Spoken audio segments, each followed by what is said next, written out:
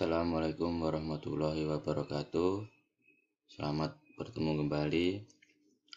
Kali ini kita akan membahas tentang minimum preheat dan PWHT.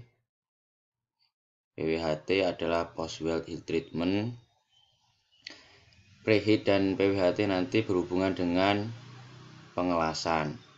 Tapi ini kita hubungkan dengan pengelasan khususnya pada pipa. Nah, untuk preheat menurut AWS, American Welding Society, adalah panas yang diberikan kepada logam yang akan dilas untuk mendapatkan dan memelihara preheat temperatur. Kemudian, preheat temperatur sendiri memiliki definisi adalah suhu dari logam induk atau base metal, ada yang mengatakan parent metal, di sekitar area yang akan dilakukan pengelasan. Berarti itu dilakukan sebelum pengelasan karena namanya preheat. Kemudian untuk preheat bisa kita menggunakan gas burner ataukah dari outputnya oksigen asetilin nyalanya, kemudian dari elektrik blanket, pemanasan induksi ataukah pemanasan di furnace.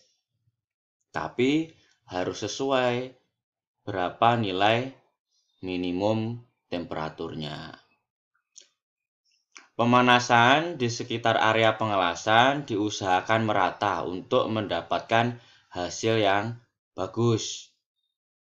Pemanasan yang berlebihan atau tidak merata dapat menyebabkan tegangan sisa yang tinggi, distorsi atau perubahan metalurgi yang tidak diinginkan pada logam induk.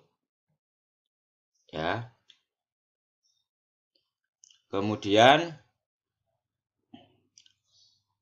ketika preheat diperlukan, maka semua sambungan pengelasan harus dipanaskan sampai pada temperatur yang diinginkan. Sehingga nanti kita harus mengecek di ASME B313 karena kita khusus soundnya adalah pipa, berapa sih minimum temperatur preheat. Nah, jadi harus memenuhi dari kode tersebut. Nah, kemudian untuk preheat berdasarkan sifat metalurgi dan atau sifat mekanis yang diinginkan dari komponen pengelasan, preheat dan interpass temperatur bisa dievaluasi untuk alasan yang berbeda. Prosedur welding prosedur specification pengelasan untuk baja lunak mild steel yang mempunyai kandungan karbon rendah, hardenability relatif rendah bisa saja dipertimbangkan untuk tidak menggunakan preheat dan interpass temperatur. Jadi, ada beberapa material yang memerlukan preheat, ada beberapa material yang tidak memerlukan preheat. Jadi, tidak semua material baja itu harus di preheat, tapi ada kategori tertentu material yang memerlukan preheat. Serta untuk penentuan preheat itu juga tergantung pada ketebalan material, juga tergantung sifat mekanik material itu sendiri. Ya. Serta kalau ada additional tambahan informasi berkaitan tentang berapa sih kadar karbon yang dari suatu material tersebut, itu bisa saja diperlukan untuk penentuan minimum preheat. Kemudian prosedur WBS yang digunakan untuk pengelasan Heat-treatable low alloy steel dan chromium-molybdenum (chromolysteel) akan memerlukan minimum preheat dan maksimum interpass temperatur.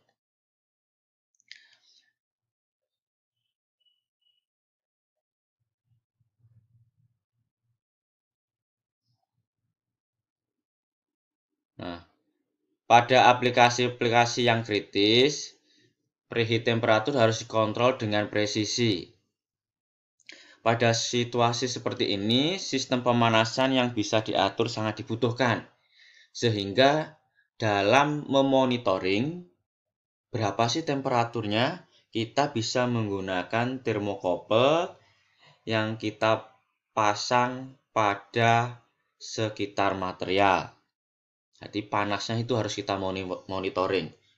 Karena nanti kita saat pengelasan, kita harus mengikuti BPS-nya. Berapa sih minimum temperaturnya? Kalau kita tidak mengikuti dari BPS-nya, bisa saja ini akan mempengaruhi sifat mekanik. Ya, tapi tergantung juga itu jenis pengelasannya apa. Ya, karena di setiap jenis pengelasan bisa saja nilai minimum preheat ini mempengaruhi sifat mekanik.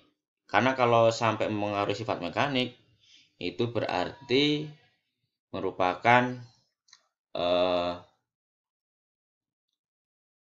faktor esensial ya. Jadi kalau merubah ya itu bisa mengubah sifat mekanik. Nah, kemudian ada beberapa alasan dilakukan preheating, yaitu untuk mengurangi kelembapan pada area pengelasan. Misalkan material Anda itu pertama dia di lingkungan yang lembab, sehingga perlu dilakukan proses preheat dahulu. Karena lembab itu akan mengandung uap air, sehingga nanti kalau terjadi banyaknya uap air, maka itu akan mudah terjadi porosity pada pengelasan Anda. Karena diharapkan dalam proses pengelasan tidak terjadi oksidasi, tidak adanya oksigen, karena nanti akan menimbulkan banyak porositas pada pengelasan kita. Kemudian preheat gunakan untuk menurunkan gradien temperatur. Sehingga nanti saat kita pada proses pengelasan, kita lakukan preheat dahulu, sehingga antara temperatur awal sebelum dilas dengan saat dilas itu tidak berbeda gradien temperaturnya, tidak terlalu jauh. Ya, sehingga ini akan meminimalkan masalah terjadinya distorsi atau tegangan sisa yang berlebih. Ya. Kemudian kita lanjutkan, kalau perbedaan temperaturnya atau gradien temperaturnya yang terlalu jauh sehingga nanti penurunan temperatur atau pendinginan temperaturnya terlalu cepat, nanti bisa menyebabkan materialnya memiliki harden ability yang tinggi, sehingga akan memudahkan terjadinya cracking. Ya.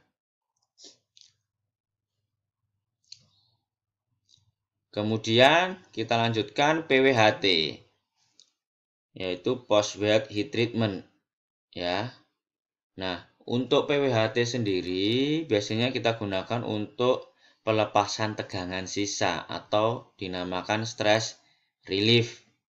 Tujuan dari stress relieving ini adalah untuk mengurangi semua tegangan sisa atau tegangan internal yang mungkin terbentuk saat proses pengelasan.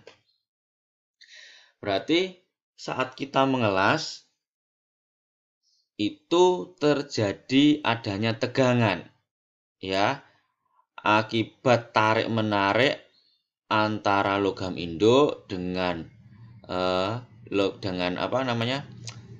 weld metalnya, ya, sehingga untuk mengurangi adanya tegangan sisa atau tegangan internal tersebut, maka kita lakukan stress relieving atau post weld heat treatment. Kalau tidak kita lakukan, maka akan menimbulkan distorsi. Nah, distorsinya modelnya seperti gimana? Bisa saja material kita membending atau tidak rata, ya. Itu salah satu contoh terjadinya distorsi. Atau malah parahnya bisa terjadi cracking atau retak. Kemudian untuk alloy steel itu dinamakan tempering, ya, diperlukan untuk mendapatkan struktur metalurgi yang cocok.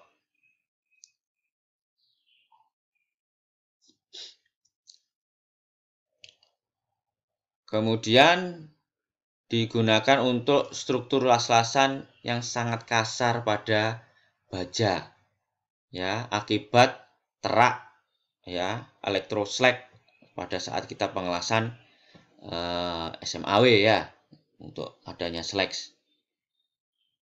Kemudian treatment ini akan memperbaiki struktur butir yang kasar, ya, mengurangi tegangan sisa setelah pengelasan dan mengurangi daerah keras hard zone pada HAZ, heat affective zone. Kemudian yang terakhir untuk precipitation hardening alloy seperti pada heat treatable aluminium alloy, ya, dilakukan untuk mengembalikan sifat fisis aslinya setelah dilakukan proses pengelasan, ya. Kemudian ketika pengelasan berlangsung melibatkan preheating dan atau PWHT, sangat penting untuk seorang inspektor untuk memahami kebutuhan dari PWHT ataukah preheating, ya, untuk meyakinkan bahwa logam induk telah dipanaskan dengan benar dan persyaratan dari WPS dan code atau code yang dibutuhkan. Berarti harus sesuai dengan code, harus sesuai dengan WPS-nya.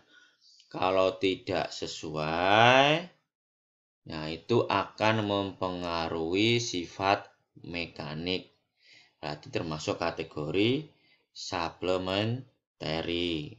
Tapi perlu Anda kaji lagi. Anda melakukan pengelasan jenis apa? Pengelasan apakah SMAW atau KFCAW dan lain-lainnya, ya. Nah, di situ ada faktor esensial, non esensial sama supplementary. Nah, Anda cek di ASME section 9 untuk mengecek preheat, PWHT ini termasuk esensial atau tidak. Ya, kalau sampai Anda merubahnya tidak sesuai dengan WPS, maka sama halnya Anda mengubah esensial menjadi supplementary karena Anda bisa mengubah sifat mekanik dari material tersebut. Ya, sehingga diperlukan pengujian impact karena Anda mengubah dari esensial menjadi supplementary. Ya, preheat menurut ASME B31 digunakan untuk meminimalisasi efek yang merugikan yang disebabkan oleh pengelasan, ya, sehingga digunakan untuk melepas efek merugikan yang disebabkan oleh pengelasan menurut ASME B313. Nah, terima kasih. Kita lanjutkan di part 2. Assalamualaikum warahmatullahi wabarakatuh.